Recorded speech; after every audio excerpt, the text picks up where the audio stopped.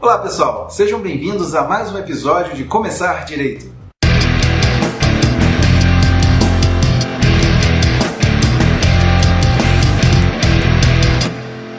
E aí gente, tudo bem? É muito bom ter vocês aqui de volta, né? Na sequência dos nossos vídeos aqui, eu estou dando algumas dicas sobre prática penal. E hoje eu queria conversar com vocês um pouquinho sobre como é que você deve desenvolver a sua dinâmica para fazer os seus questionamentos diante de uma testemunha. Tá bom, pessoal? Então vamos lá. Gente, é sempre muito importante ter em mente que a testemunha, ela é, evidentemente, como todo mundo sabe, ela é uma prova dos autos, certo? E o que eu mais tenho visto acontecer na prática é que muitos advogados, quando eles vão lá atuar na audiência, né, atuar na prática, fazer suas perguntas, eles o fazem de maneira muito precária. E por que isso acontece? Infelizmente, na nossa cultura brasileira, latino-americana, a gente tem uma tendência a querer improvisar em certos momentos que não é adequado, não é conveniente. Por quê? Porque quando você vai submeter uma testemunha às suas perguntas, você está fazendo o quê? Você está produzindo provas, né? E aí, é claro, você vai ter que cotejar qual é a qualidade dessa testemunha naqueles autos ali. A primeira coisa que você precisa observar, naturalmente, é qual é vamos dizer assim, qual é o posicionamento, se aquela testemunha ela é uma testemunha de acusação ou é uma testemunha de defesa. E evidentemente, que dependendo do tipo de testemunha com quem você está lidando, isso vai repercutir em maior ou menor grau no interesse e na defesa do seu cliente.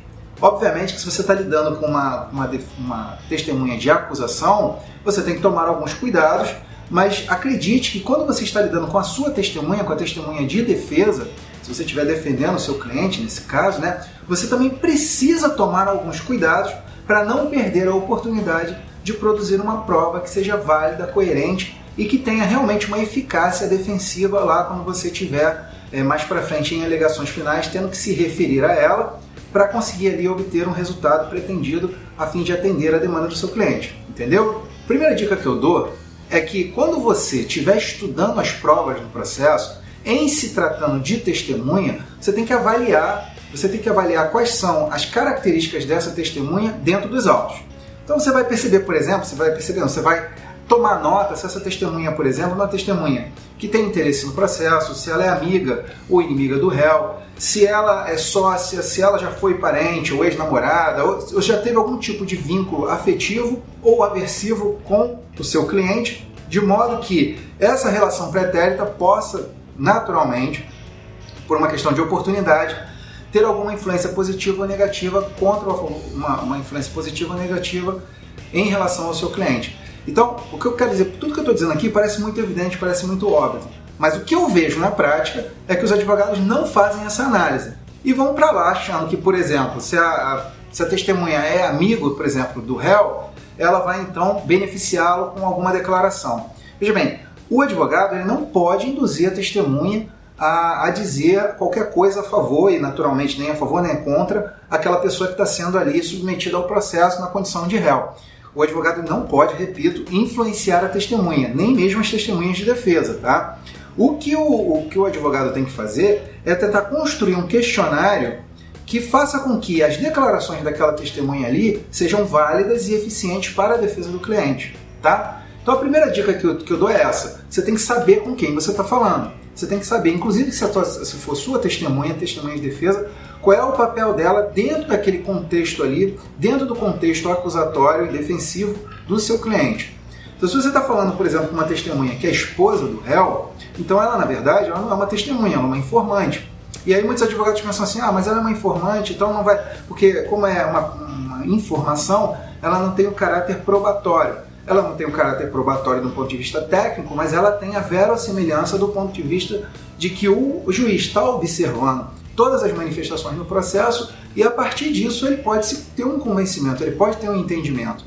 Então, a despeito do fato de não ser propriamente uma prova, uma peça de informação, ela pode contribuir para um entendimento que seja favorável para o seu cliente, caso aquela pessoa ali venha fazer uma declaração que convença, que tenha verossimilhança para o juiz, entendeu? A dica número 2, ela é bastante óbvia, ela pode parecer muito simples, que eu vou dizer aqui agora, mas repito, eu não vejo isso acontecer na prática, né? Vejo a maioria dos advogados improvisando perguntas, porque muitos advogados acham que pela experiência que já tem e por ter um entendimento claro sobre os autos, ele não precisa fazer isso. E o que é?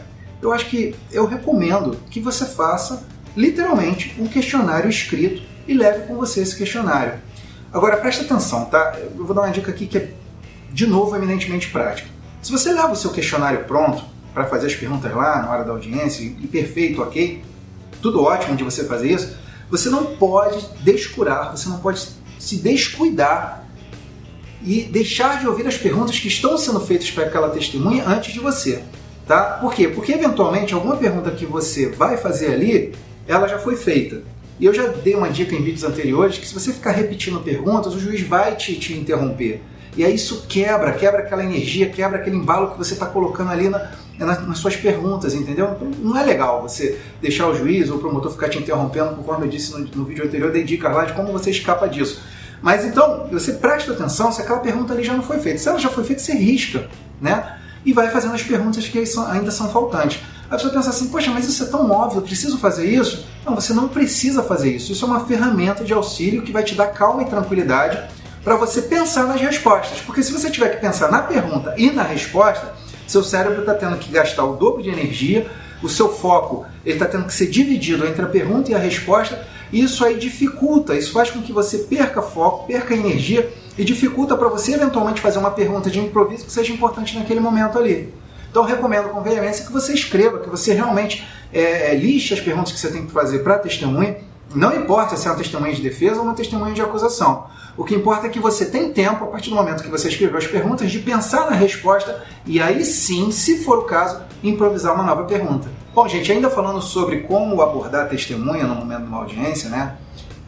Eu vou dar uma dica aqui para vocês sobre o tipo de caso, que é um caso muito especial, que são os casos relacionados à violência sexual infantil. Quando você tiver esse tipo de testemunha ou de vítima, que você vai ter que ir ali perguntar o que aconteceu e tudo mais, é muito importante que você tenha muito cuidado, sobretudo, às vezes não necessariamente pelo mérito da pergunta em si, mas até pela forma como você dirige a pergunta para esse tipo de testemunha. Quando você tem uma criança ou um adolescente, você não está lidando com qualquer testemunha. E a gente, como eu já tenho dito em vídeos anteriores, isso aqui não é filme americano. Não adianta você chegar lá, querer botar pressão em cima de uma criança, ou de um adolescente, ou de uma suposta vítima para tentar arrancar uma resposta. Isso não funciona. Além de não funcionar, pega muito mal, é uma indelicadeza, é uma imoralidade. É triste você fazer isso, porque você está lidando com um ser humano ainda em fase de desenvolvimento. Entendeu? Não quer dizer com isso que você tem que ficar manso, que você tem que ficar ali introspectivo, com medo de fazer pergunta para a testemunha, quando a testemunha for um infante, quando for uma criança ou um adolescente. Não estou dizendo isso. O que eu estou dizendo para você é o seguinte, tome cuidado. É muito importante que você tenha delicadeza, tranquilidade. É muito importante que você faça as perguntas de modo concatenado, né? Você não precisa ser muito direto. Você precisa, às vezes, eu acho interessante, eu acho educado e elegante, o advogado, quando está diante de determinadas vítimas ou de determinadas testemunhas, ele se apresentar antes, dizendo que na verdade aquilo ali é um trabalho que precisa ser feito e deixar aquela testemunha ali à vontade. Você vai estar lidando com esse tipo de testemunha, notadamente quando ela for uma testemunha ou uma suposta vítima na acusação. Então o Ministério Público ele fica de olho para ver se você não vai querer, e infelizmente tem alguns profissionais que agem dessa forma, colocar uma pressão em cima daquela testemunha, em cima daquela suposta vítima. Eu não recomendo que faça isso, tá? Faça suas perguntas, faça de maneira tranquila e elegante. E mais, por fim, a última dica que eu dou é a seguinte: se a testemunha for imprestável, não força a barra, pelo amor de Deus. Se você sentir que não vai conseguir extrair nada daquela testemunha, ou se aquela testemunha é muito comprometedora, a melhor saída é: não tenho perguntas, excelência. Entendeu, pessoal? Então é por aí. Gente, só para concluir, tá? É o seguinte: prestem bem atenção quando vocês estiverem fazendo perguntas, que você nunca pode fazer uma pergunta partindo de uma afirmação. Entendeu? Você não pode dizer assim, então quer dizer que se você fez assim, ou é verdade que você não pode fazer esse tipo de pergunta, que são chamadas perguntas indutivas. Olha só, não é que você não pode fazer isso, o juiz vai reclamar se você fizer isso, ele vai tentar te interromper para fazer isso. É muito importante que as perguntas elas sejam objetivas e não indutivas. Mas assim, dependendo da situação, esse é o tipo de coisa que você pode eventualmente dar uma forçada de barra e ver o que acontece, medir a temperatura da audiência naquele momento ali. É claro, se você estiver diante de um juiz mais atento ou de um promotor que seja muito combativo, ele vai perceber isso e ele vai te interromper. Normalmente, esse tipo de atuação, ela está mais voltada para aquele advogado e advogada que já tem experiência, que já sabe medir a audiência.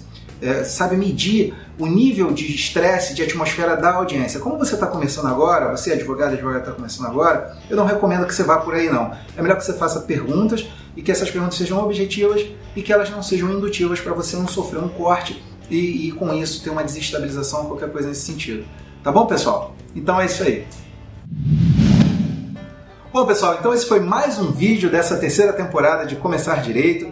Eu queria muito agradecer a presença de todos aqui, né? Queria pedir e convidar aquelas pessoas que ainda não se inscreveram que se inscrevam no nosso canal. É muito importante a gente ter novos membros, novas pessoas que venham colaborar e compartilhar informações com a gente aqui, tá? Quem não se inscreveu, que se inscreva. Por favor, dê um like lá na nossa página no Facebook. Não esquece de apertar lá o sininho para receber notificações dos próximos vídeos que nós estamos enviando. Fiquem com Deus, fiquem bem e lembre-se que pensar é bom para todos. Forte abraço, pessoal. Tchau, tchau.